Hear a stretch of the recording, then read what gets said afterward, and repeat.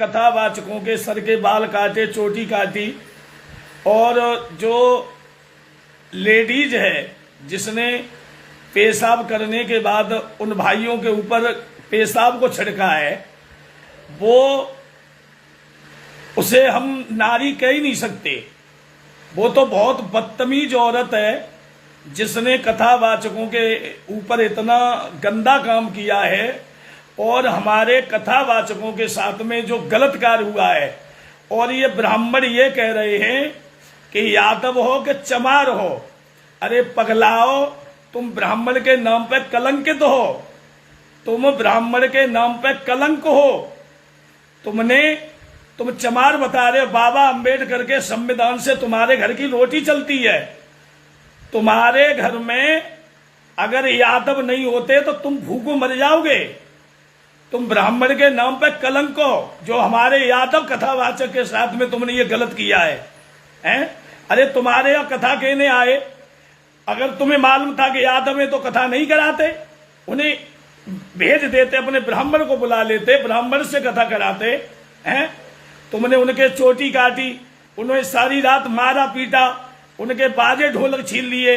मैं बाबा योगी जी से और इटावा के जितने पूज्य अधिकारी हैं सबसे निवेदन करूंगा कि इन ब्राह्मणों को और उस औरत को कड़ी सी कड़ी सजा दी जाए। और जितने भी हमारे यादव लोग हैं कथावाचक, सब लोग इकट्ठे होकर के तारीख फाइनल करो, उस गांव में पहुंचना है। और जितने भी कथावाचक यादव हैं, चाहे यादव कथावाचक हो, चाहे हमारे बुद्ध कथावाचक हो, जितने भी कह रहे हो चमार हो, चमारों से यादवों से तुम्हें बहुत घृणा है? चमार, जाटव भी नहीं, चमार। अरे जब बुआ मायावती की सरकार थी तो तुम्हारे जैसे ब्राह्मण बुआ जी के पैर छूते थे। तुम शराब पीते हो, तुम मुर्गा खाते हो, कहते हो हम ब्राह्मण हैं। ब्राह्मण की परिभाषा तुम्हें नहीं मालूम है।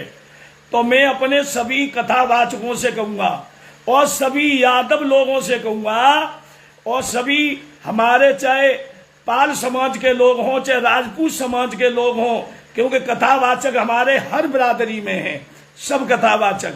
मैं सभी से निवेदन करूंगा कि इन ब्राह्मणों से किसी बहन बेटी की शादी हो, कभी इनको नहीं बुलाना। घर में कोई शांति पाठ हो, चाहे कोई हवन हो, कभी इन्हें मत बुलाना। जितने भी हमारे शास्त्री लोग हमसे जुड़े हुए हैं, जितने यादव लोग के समाज के कथावाचक, चाहे राजपूत समाज के हों, चाहे हमारे बुद्ध कथावाचक हों,